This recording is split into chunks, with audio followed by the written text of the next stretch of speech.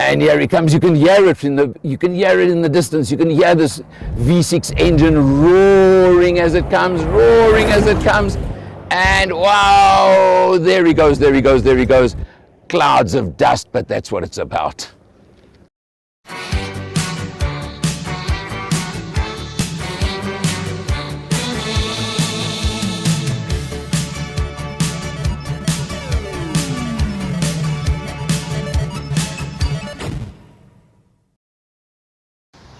If ever there was a bakkie that made me feel tough and on top of the world, this has got to be the one.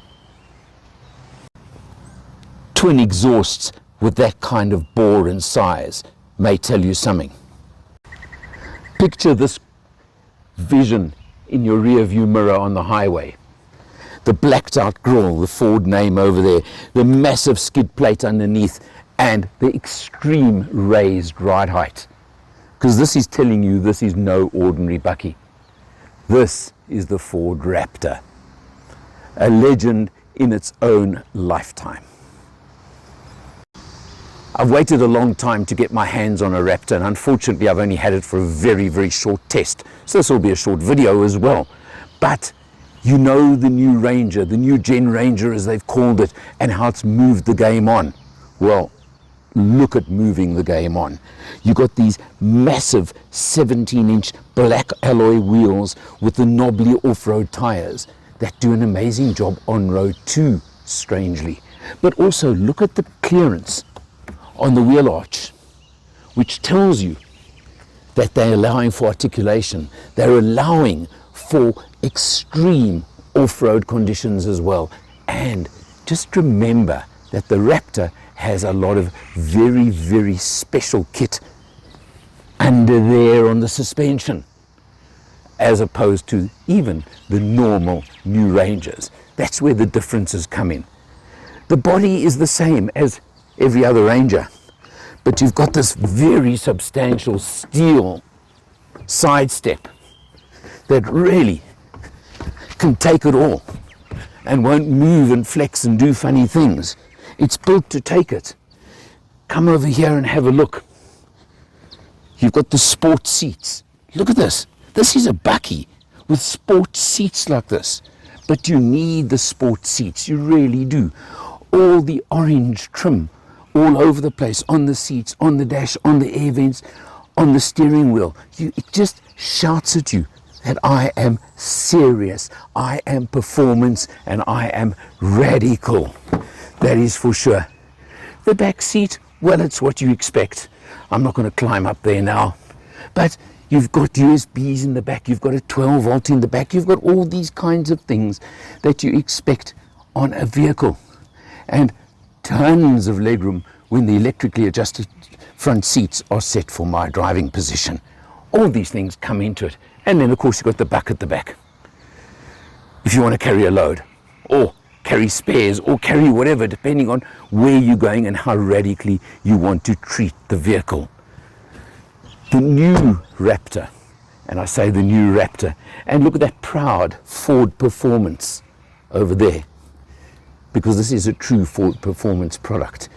V6 petrol engine, 292 kilowatts, and 584 Newton meters of torque, driving through a 10-speed automatic transmission that has, obviously, to be expected, multi-modes.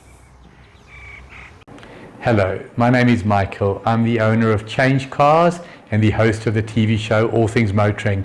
I have one mission, and that is to make a difference to the motoring public. Making a difference how?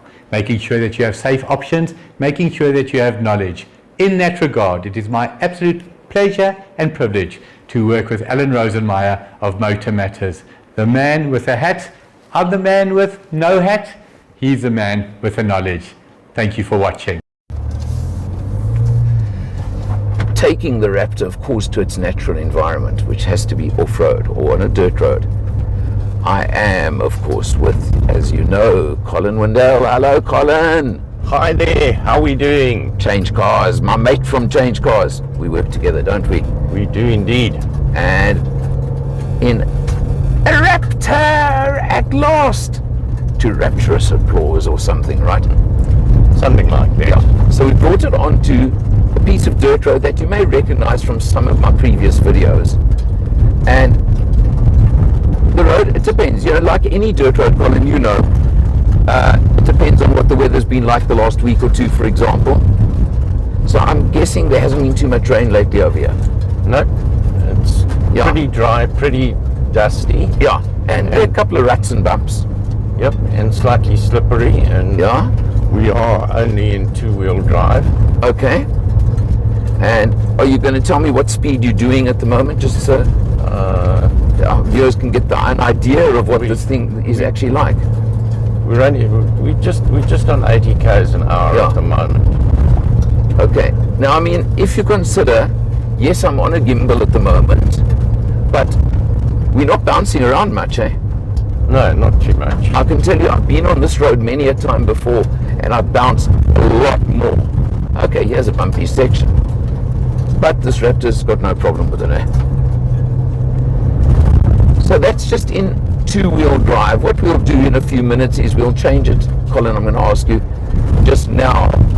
We'll play around and put it into four-wheel drive. We'll do other things, but you'll see it in a couple of moments. But okay, Colin, so you've swung it into 4 high now, right? We're in 4 high now. Okay, so now, okay, put foot, sir, put foot. And just feel, obviously the road is not smooth, it's not meant to be, you're not swerving around potholes, nothing, eh, Colin? Nothing. And I mean, you must see what the dust in the back in the mirror looks like. It looks brilliant. This is the way to do it. Now, obviously this car's got 4 low. It's also got a 4 auto setting, eh? It has. Now that's where you leave it to the car to make its own decisions, right? Right. That's not fun, is it? That's no fun at all.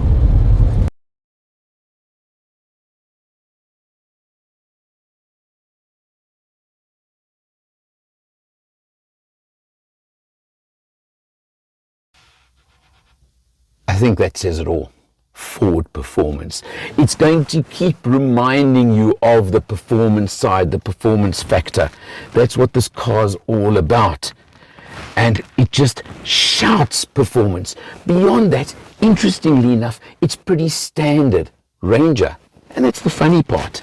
So I'm not going to show you all the things on it. It's got everything. It's got adaptive buttons for the exhaust, for the noise, for the multi-modes, whether it's on the transmission, whether it's on the suspension and the handling. It's got all of those. You've got the knob over here, which is an important one, because you can choose 2 high, 4 low, or 4 auto. In other words, let the car do the thinking for you. And I'll be honest, while I've driven it for the few days, I've left it in 4 auto, just to make my life easier. But there are just things like, listen, on startup, because there's nothing like this roar that this Raptor makes.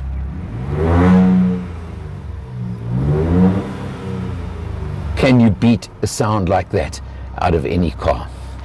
So, what is a Raptor going to cost you? That's the question. Well, you know Ford don't include service plans anymore, but it's just under 1.2 million rand as it is. And yes, you've got I'm trying to think, what competes with this? It's so difficult. You've got the Isuzu, the AT35, which certainly on the pure off-road comes into the same category, but not on the performance side. But that's at the same kind of money.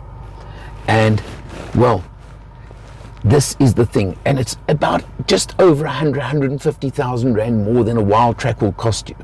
But it's a different beast. You look at those scoops on the bonnet in front of the driver, it screams at you, let alone this orange color that I'm driving right now, just to add to the whole factor, doesn't it? But that's not the point. The Raptor is in a total category of its own. It's just a vehicle, it's an ego vehicle, it's a halo vehicle from Ford, and it fills that role perfectly. There is no doubt. Would I want to live with one every day? My only question mark would be fuel consumption. But the old saying goes, if you can afford the car, should you worry about the fuel consumption? I don't know. But let me tell you, if you get the opportunity to put your foot down for a few seconds occasionally, it's probably worth every cent. Who knows? For Motor Matters, for Change Cars, I'm Eleanor, and I'll see you next time.